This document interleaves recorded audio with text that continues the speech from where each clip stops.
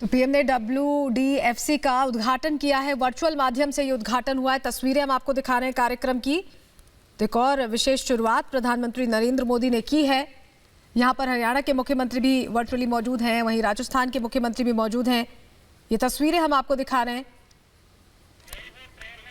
New India में अब ये रेल रफ्तार पकड़ेगी और इसी की कोशिश है, विकास की पटरी पर किस तरह से रफ्तार आगे बढ़ती जाए, और इसी के लिए ये शुरुआत की जा रही है। तस्वीरें लगातार हम आपको दिखा रहे हैं वीडियो कॉन्फ्रेंसिंग के जरिए। राजस्थान के गवर्नर श्री कलराज मिश्र जी, हरियाणा के गवर्नर श्री सत्यदेव नारायण आर्य जी,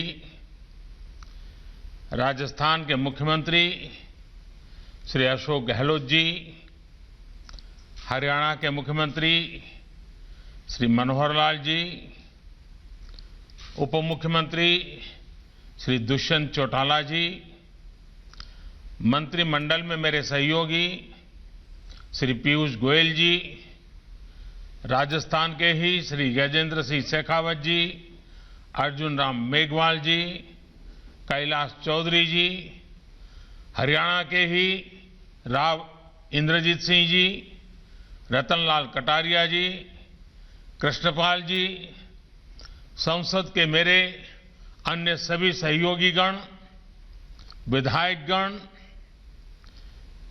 भारत में जापान के राजदूत his excellency Shri Satoshi Suzuki ji, इस कार्यक्रम में उपस्थित अन्य सभी वरिष्ठ महानुभाव, भाई और बहनों, आप सबको भी मेरी तरफ से 2021 के इस नववर्ष की शुभकामनाएं। देश के इंफ्रास्ट्रक्चर को आधुनिक बनाने के लिए चल रहे महायज्ञ ने आज एक नई गति हासिल की है। सिर्फ बीते 10-12 दिन की ही बात करें तो आधुनिक डिजिटल इंफ्रास्ट्रक्चर की मदद से किसानों के खाते में सीधे 18,000 करोड़ रुपए से ज्यादा ट्रांसफर किए गए। दिल्ली मेट्रो की एयरपोर्ट एक्सप्रेस लाइन पर नेशनल कॉमन मोबिलिटी कार्ड की शुरुआत हुई। उसी प्रकार से ड्राइवरलेस मेट्रो, उसका भी आरंभ हुआ। गुजरात के राजकोट में एम्स, तो ओडिशा के संबलपुर में IIM, इसके परमानेंट कैंपस का काम शुरू हुआ। दुनिया की बेहतरीन टेक्नोलॉजी के साथ देश के 6 शहरों में 6,000 घर बनाने का काम शुरू हुआ। नेशनल एटॉमिक टाइम स्केल और भारतीय निर्देशक द्रव्य प्रणाली राष्ट्र को समर्पित की गई। देश की पहली नेशनल एनवायरमेंटल स्टैंडर्ड लेबोरेटरी का शिलान्यास हुआ। 450 किलोमीटर लंबी कोची मंगलुरु गैस पाइपलाइन का लोकार्पण हुआ। महाराष्ट्र के सांगोला से पश्चिम बंगाल के शालीमार के लिए 100वीं किसान रेल चली। और इसी दौरान ईस्टर्न डेडिकेटेड फ्रेट कॉरिडोर के new Bhaupur, new Khurja freight corridor route पर पहली मालगाड़ी चल पड़ी। और अब आज वेस्टर्न डेडिकेटेड फ्रेट कॉरिडोर का 306 किलोमीटर लंबा ये कॉरिडोर देश को समर्पित हुआ है। सोचिए, सिर्फ 10-12 दिन में इतना सब कुछ। और ये तो मैं उन बातों के कह रहा हूं जिसमें जुड़ने का मुझे सौभाग्य मिला, लेकिन इसके सिवाय भी भारत सरकार के अन्य मंत्रियों के द्वारा अनेक वित्त महत्वपूर्ण सैकड़ों प्रकल्प इस 2021 के प्रारंभ से ही लोकार्पण का सिलसिला चल रहा है। जब नए साल में देश का आगाज अच्छा है तो आने वाले समय और भी शानदार जानदार होना तय है। इतने लोकार्पण, इतने शिलान्यास इसलिए भी महत्वपूर्ण है क्योंकि भारत ने ये सब कोरोना के इस संकट भरे कालखंड में किया है। कुछ ही दिन पहले भारत ने कोरोना की 2 मेड इन इंडिया वैक्सीन भी स्वीकृत की है। भारत की अपनी वैक्सीन ने देशवासियों में नया आत्मविश्वास पैदा किया है। 2021 की शुरुआत के माहौल में आरंभ से ही भारत की ये तेजी आत्मनिर्भरता के लिए गति, ये सारी बातें देख करके, सुन करके कौन हिंदुस्तानी होगा, कौन मां भारती का लाल होगा, कौन मां भारत को प्रेम करने वाला व्यक्ति होगा जिसका माथा गर्व से ऊंचा न हो। आज हर भारतीय का आह्वान है, न हम रुकेंगे, न हम थकेंगे, हम सब मिलकर, सब भारतीय मिलकर और तेजी से आगे बढ़ेंगे। साथियों, डेडिकेटेड फ्रेट कॉरिडोर के इस प्रोजेक्ट को 21वीं सदी में भारत के लिए गेम चेंजर के रूप में देखा जा रहा है। पिछले 5-6 वर्षों के कड़े परिश्रम के बाद आज इसका एक बड़ा हिस्सा हकीकत बन चुका है। कुछ दिन पहले जो new Bhaupur new Khurja section शुरू हुआ है, वहां मालगाड़ियों की स्पीड 90 किलोमीटर प्रति घंटा से ऊपर तक दर्ज की गई है। जिस रास्ते में मालगाड़ियों की औसत स्पीड सिर्फ 25 किलोमीटर की रही हो, वहां अब पहले से करीब करीब 3 गुना ज्यादा तेज मालगाड़ी चलने लगी है। भारत को पहले के मुकाबले विकास की यही स्पीड चाहिए और देश की ऐसी ही प्रगति चाहिए। साथियों, आज हरियाणा के न्यू अटेली से राजस्थान के न्यू किशनगढ़ के लिए पहली डबल स्टेक कंटेनर मालगाड़ी रवाना की गई है। यानी डिब्बे के ऊपर डिब्बे, वो भी 1.5 किलोमीटर लंबी मालगाड़ी में। ये अपने आप में बहुत बड़ी उपलब्धि है। भारत इस सामर्थ्य वाले दुनिया के गिने चुने देशों में आज अपनी मौजूदगी, अपनी ताकत दर्ज करा रहा है। भारत उसमें शामिल हो गया है। इसके पीछे हमारे इंजीनियरों, टेक्नीशियंस और श्रमिकों की बहुत बड़ी मेहनत रही है। देश को गर्व करने वाली उपलब्धि इस देश को देने के लिए मैं इससे जुड़े हुए सभी लोगों को, विशेष करके रेलवे के हमारे साथियों को बहुत बहुत बधाई देता हूं। साथियों, आज का दिन एनसीआर, हरियाणा और राजस्थान के किसानों हो, उद्यमी हो, व्यापारी हो, हर किसी के लिए नई उम्मीदें, नए अवसर लेकर आया है। डेडिकेटेड फ्रेट कॉरिडोर चाहे ईस्टर्न हो या वेस्टर्न, ये सिर्फ आधुनिक माल गाड़ियों के लिए आधुनिक रूट सिर्फ नहीं है, ये डेडिकेटेड फ्रेट कॉरिडोर देश के तेज विकास के कॉरिडोर भी है।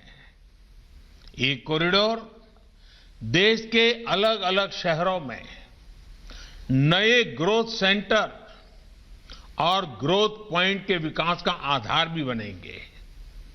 भाई और बहनों, देश के अलग अलग हिस्सों के सामर्थ्य को ये कैसे बढ़ा रहे हैं, ये पूर्वी फ्रंट कॉरिडोर ने दिखाना शुरू भी कर दिया है।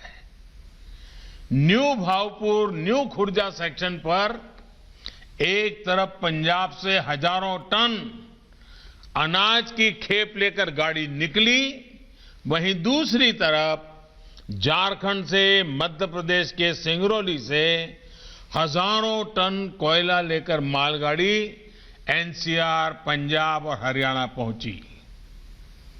यही काम पश्चिमी फ्रेट कॉरिडोर भी यूपी, हरियाणा से लेकर राजस्थान, गुजरात और महाराष्ट्र में यही काम करने वाला है। हरियाणा और राजस्थान में खेती और इससे जुड़े व्यापार को तो आसान बनाएगा ही, साथ ही महेंद्रगढ़, जयपुर, अजमेर, सीकर ऐसे अनेक जिलों में उद्योगों को नई ऊर्जा भी देगा। इन राज्यों की मैन्युफैक्चरिंग यूनिट्स और उद्यमियों के लिए काफी कम लागत पर राष्ट्रीय और अंतर्राष्ट्रीय बाजारों तक तेजी से पहुंचने का मार्ग खुल गया है। गुजरात और महाराष्ट्र के बंदरगाहों तक तेज और सस्ती कनेक्टिविटी मिलने से इस क्षेत्र में निवेश की नई संभावनाओं को बल मिलेगा। साथियों, हम सब भली भांति जानते हैं कि आधुनिक इंफ्रास्ट्रक्चर का निर्माण जितना जीवन के लिए जरूरी है, उतना ही कारोबार के लिए भी आवश्यक है और हर नई व्यवस्था को आगे बढ़ाने के लिए भी इसी से जन्म मिलता है, इसी से सामर्थ्य मिलता है। इनसे जुड़ा कार्य अर्थव्यवस्था के अनेक इंजनों को गति देता है। इससे सिर्फ मौके पर ही रोजगार नहीं बनता, बल्कि उसके साथ साथ अनेक और उद्योग जैसे सीमेंट हो, स्टील हो, ट्रांसपोर्ट हो, ऐसे अनेक सेक्टर्स में भी नए रोजगार का निर्माण होता है। जैसे इस डेडिकेटेड फ्रेट कॉरिडोर से ही 9 राज्यों में 133 रेलवे स्टेशन कवर होते हैं।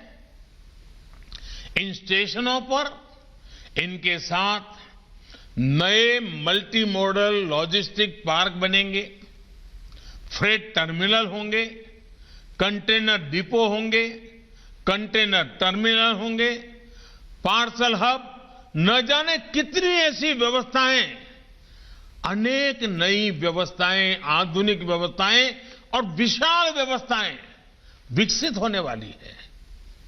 इन सब का लाभ हमारे गांव को, हमारे गरीब को, हमारे किसान को होगा, छोटे उद्योगों को होगा, कुटीर उद्योगों को होगा और साथ साथ बड़े मैन्युफैक्चरर्स को भी आने के लिए बहुत बड़ी अवसर बन जाएगा और उनके द्वारा भी अर्थव्यवस्था को गति मिलेगी। साथियों, आज ये रेलवे का कार्यक्रम है और जब रेलवे की बात आए और पटरियों की चर्चा न हो, ये संभव नहीं है। और जब पटरियों की बात स्वाभाविक है, इसलिए पटरियों को ही आधार बना के एक और उदाहरण दूंगा। आज भारत में इंफ्रास्ट्रक्चर का काम 2 पटरियों पर एक साथ चल रहा है। एक पटरी इंडिविजुअल व्यक्ति के विकास को आगे बढ़ा रही है और दूसरी पटरी देश के ग्रोथ इंजन को नई ऊर्जा मिल रही है। अगर व्यक्ति के विकास की बात करें तो आज देश में सामान्य मानवी के लिए घर, टॉयलेट, बिजली, पानी, गैस, सड़क, इंटरनेट जैसी हर सुविधा को उपलब्ध कराने का अभियान चल रहा है। पीएम आवास योजना, स्वच्छ भारत अभियान, सौभाग्य योजना, उज्ज्वला योजना, प्रधानमंत्री ग्रामीण सड़क योजना, ऐसी अनेक योजनाओं से करोड़ों भारतीयों का जीवन सरल हो, सहज हो, आत्मविश्वास से भरा हुआ हो और सम्मान के साथ जीने का उसको अवसर मिले, इसलिए ये कल्याण के काम भी तेजी से चल रहे हैं। वहीं दूसरी तरफ इंफ्रास्ट्रक्चर की दूसरी पटरी का लाभ देश के ग्रोथ इंजन्स, हमारे उद्यमी, हमारी इंडस्ट्री को हो रहा है। और आज समय की मांग है कि भारत को अपने इंफ्रास्ट्रक्चर को ग्लोबल स्टैंडर्ड्स को मैचिंग करे, इस दिशा में ले ही जाना होगा। हमें विश्व की उत्तम से उत्तम चीजों की ओर बराबरी करने के लिए आगे बढ़ना ही होगा। आज हाईवे, रेलवे, एयरवे, वाटरवे की कनेक्टिविटी पूरे देश में पहुंचाई जा रही है और तेजी से पहुंचाई जा रही है। अपने पोर्ट्स को, ट्रांसपोर्ट के अलग अलग माध्यमों को कनेक्ट किया जा रहा है, मल्टी मॉडल कनेक्टिविटी पर फोकस किया जा रहा है। आज देश भर में फ्रेट कॉरिडोर्स की तरह ही economic corridors, defence corridors, tech clusters, industry के लिए ऐसी विशेष व्यवस्थाएं तैयार की जा रही हैं। और साथियों, जब दुनिया देखती है कि चाहे इंडिविजुअल हो, चाहे इंडस्ट्री हो, हर किसी से के लिए बेहतरीन इंफ्रास्ट्रक्चर भारत में बन रहा है, तो उसका एक और सकारात्मक प्रभाव पड़ना निश्चित है। इस प्रभाव का ही नतीजा है भारत में आ रही record foreign direct investment FDI. इस प्रभाव का नतीजा है भारत का बढ़ता विदेशी मुद्रा का भंडार।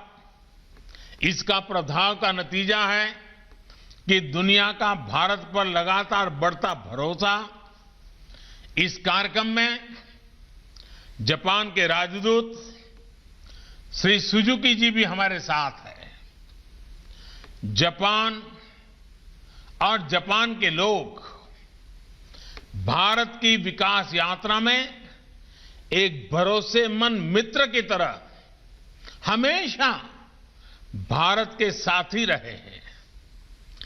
वेस्टर्न डेडिकेटेड फ्रेट कॉरिडोर के निर्माण में भी जापान ने आर्थिक सहयोग के साथ ही भरपूर टेक्नोलॉजी सपोर्ट भी दिया है।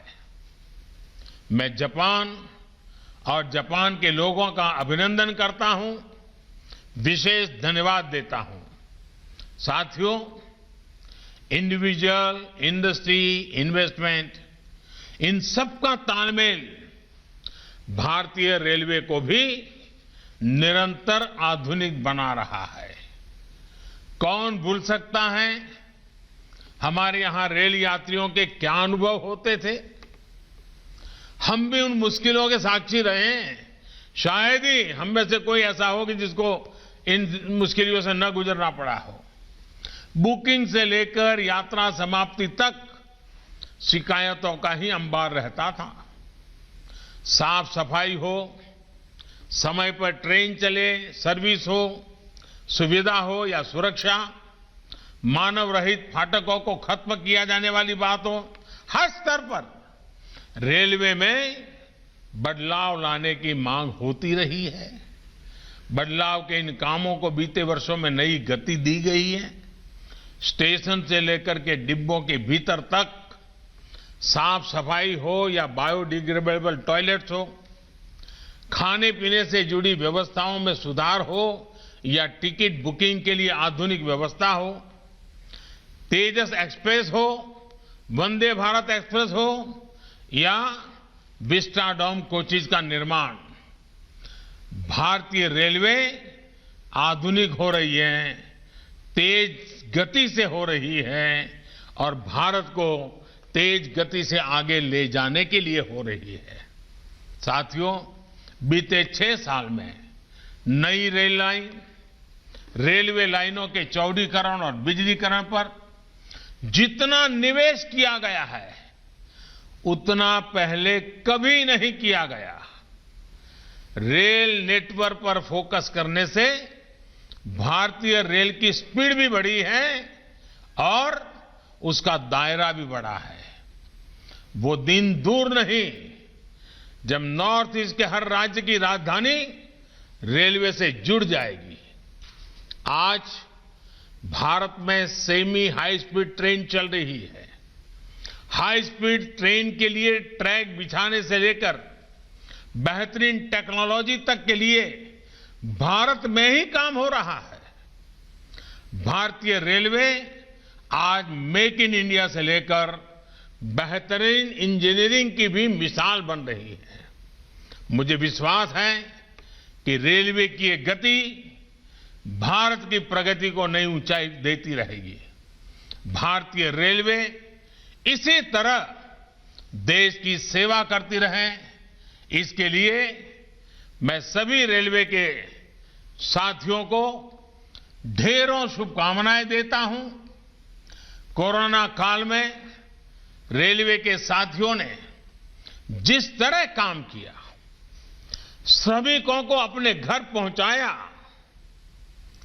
मुझे पक्का भरोसा है कि मेरे देश के करोड़ों करोड़ों ऐसे साथियों के हमारे रेल कर्मियों पर खूब सारा आशीर्वाद बरसाया है। देश के लोगों का रेलवे के हर कर्मचारी पर स्नेह और ढेरों आशीर्वाद दिन प्रतिदिन बढ़ते रहे, यही मेरी कामना है। मैं एक बार फिर देश के लोगों को वेस्टर्न डेडिकेटेड फ्रेट कॉरिडोर के लिए बहुत बहुत बधाई देता हूं। बहुत बहुत धन्यवाद।